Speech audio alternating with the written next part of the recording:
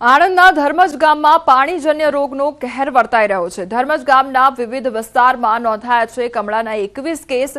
કમળાના કેસો નોંધાતા આરોગ્ય તંત્ર હરકતમાં આવ્યું છે। ગાંધી ચોક, ચામુંડા વિસ્તાર, ભવાનીપુરા સહિત વિવિધ વિસ્તારમાંથી કેસ નોંધવામાં આવ્યા છે।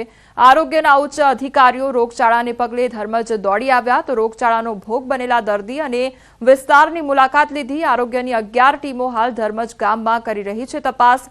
પંચાયતે લીકેજ રિપેરિંગની કામગીરી હાથ ધરી। કરજણમાં વિદેશ જવાની ઘેલછામાં વધુ એક યુવક છેતરાયો છે। કરજણ તાલુકાના કંડારી ગામના યુવક પાસેથી એજન્ટે કરોડો રૂપિયા પડાવ્યા છે અને દર્શન પટેલ પત્નીને કેનેડાની વર્ક પરમિટ વિઝા અપાવવા એજન્ટને મળ્યા હતા। વિઝા અપાવવાના બહાને એજન્ટે 2 કરોડ 77 લાખ પડાવી લીધા। બોગસ એર ટિકિટ અને વર્ક પરમિટ બતાવી છેતરપિંડી આચરી। ખુદ કુટુંબના ભાણિયાએ જ મામા સાથે છેતરપિંડી આચરતા ચકચાર મચી ગઈ તો ઓળખીતી એજન્ટ ટોળકીએ રોવડાવતા યુવક પોલીસ ફરિયાદ નોંધાવી છે તો વડોદરાના માંજલપુર સુબોધનગરમાં રહેતા 3 ઇસમો સામે ફરિયાદ નોંધાવી છે। અત્યાર સુધીમાં મેં છે ને સાહેબ 2 કરોડ ને 77 લાખ રૂપિયા નાખ્યા છે। એ બધા પૈસા એમાંથી એવું કીધું કે 40-45 લાખ રૂપિયા જેવા કપાશે, બાકીના પૈસા તમારા બધા રિટર્ન આવશે એવું કીધું હતું। પણ આખી પેલી એ વાત કરું કે તમે અમે ભેગા થયા ને તે દિવસે એવું કીધું થઈ જશે, પછી પાછું થઈ ગયા પછી નવું નાટક ચાલુ કર્યું એને। છોટાઉદેપુરમાં આવેલ એસટી ડેપોની કમ્પાઉન્ડ વોલ લોકો માટે જોખમી સાબિત થઈ છે। અહીંના એસટી બસ સ્ટેન્ડ પર હજારોની સંખ્યામાં મુસાફરો આવતા હોય છે, પરંતુ અહીં આવતા મુસાફરોને એસટી ડેપોમાં બેસવા માટે બાકડા ફૂલ થઈ જતા મુસાફરો એસટી ડેપોની બનાવેલ કમ્પાઉન્ડ વોલને અડીને બેસતા હોય છે, પરંતુ આ દિવાલ અત્યંત જર્જરિત હાલતમાં છે। આ દિવાલ ગમે ત્યારે ધરાશાયી થાય તેવી સ્થિતિમાં છે। જો કે 4 વર્ષ પહેલા છોટાઉદેપુર એસટી ડેપોનું નવીનીકરણ કરવામાં આવ્યું હતું, જેમાં આ દિવાલનું પણ કામ કરવામાં આવ્યું, પરંતુ તેમાં ચોક્કસ તકલાદી કામ થયું હોય તેવું લાગી રહ્યું છે। કરોડોના ખર્ચે આ ડેપો બનાવવામાં આવ્યો છે, ત્યારે છેલ્લા કેટલાક દિવસોથી જે મુસાફરો અહીંયા આવે છે અને મુસાફરોને જીવનું જોખમ સામે આવ્યું છે। એસટી ડેપોની અંદર જે કમ્પાઉન્ડ વોલ છે તે આખો કમ્પાઉન્ડ વોલ જર્જરિત બન્યો છે। એમપી ગુજરાતની બસો આવે છે, અહીંયા પેસેન્જરો ઉતરે છે। પીપોદરા વિસ્તારના સાગરીતો સાથે મળીને બુટલેગરે ઉત્પાત મચાવ્યો હતો। આ મામલે પોલીસે કોમ્બિંગ પેટ્રોલિંગ કરી બુટલેગર સહિત સાગરીતોની અટકાયત કરી છે। આરોપીઓને ઝડપી પાડવા માટે પોલીસની અલગ અલગ ટીમ બનાવવામાં આવી હતી, જેમાં પદ્મનાથ ઉર્ફ રાકેશ પકોડા નામના બુટલેગરને ઝડપી લીધો છે। તે અગાઉ પણ પ્રોહિબિશન અને મારામારીના ગુનામાં ઝડપાયો હતો। મહત્વનું છે કે રાત્રિ દરમિયાન આરોપીઓએ પેટ્રોલ બોમ્બ બનાવી વાહનો, ઘર અને દુકાનમાં આગચંપી કરી હતી। ત્વરિત કાર્યવાહી કરી પોલીસે કોમ્બિંગ હાથ ધરી અને આ રાકેશ પકોડા નામના વ્યક્તિ અને એમના બીજા અન્ય 2 સાગરીતોને અત્યારે પોલીસ દ્વારા ડિટેઇન કરવામાં આવેલા છે।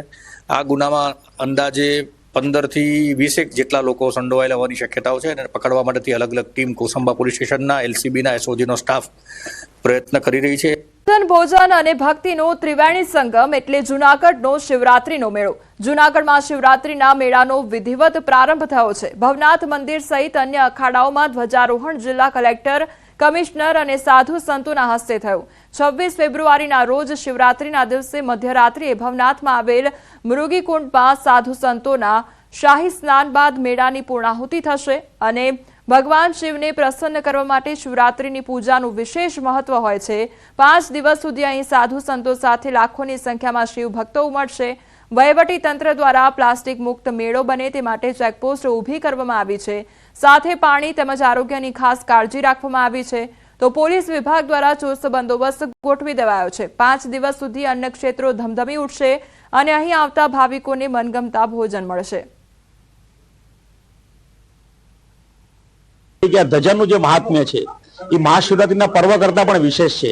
આ ધજાનામાં જે સંતોના આપણે દર્શન થાય છે, મહાદેવના આશીર્વાદ મળે છે, તો ખાસ આ જે ધજાનો જે લાભ લેવા માટે, ધજાના દર્શનનો લાભ લેવા માટે હું મુંબઈથી સહપરિવાર આવ્યો છું। આ સમગ્ર વ્યવસ્થાને પહોંચી વળવા માટે કલેક્ટર સાહેબના માર્ગદર્શન નીચે યોગ્ય પ્રમાણમાં પોલીસ બંદોબસ્ત રાખવામાં આવેલો છે। આ ઉપરાંત પીવાના પાણીની વ્યवस्था પણ પૂરતા પ્રમાણમાં કરવામાં આવેલી છે। कम से कम 15 से 20 लाख जितनी जनता हर साल एकत्र होती है, ये सनातन धर्म की एक पहचान भी है और इनसे पूरा प्रचार भी होता है, क्योंकि मेला का अर्थ है कि स्वयं वो आपको आप जो है एकत्र होना बिना निमंत्रण और आप चले। રાજકોટમાં સમૂહ લગ્નના નામે છેતરપિંડીનો મામલો સામે આવ્યો છે. પોલીસની ટીમ એક્શન મોડમાં આવી ગઈ. 3 શંકાસ્પદ લોકોની પૂછપરછ શરૂ કરવામાં આવી છે.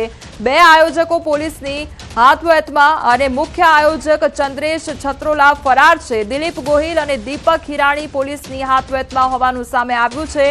તો સમૂહ લગ્નના આયોજકોના ઠેકાણા અને ઘર ઉપર પોલીસે તપાસ કરી. રેલનગર સ્થિત ગેવાર આવાસ યોજનામાં પણ પોલીસે તપાસ કરી અને ગઈકાલે રાત્રિના જ આયોજકો ઘરે અલીગઢી તાળા લગાવીને ભાગી ગયા છે.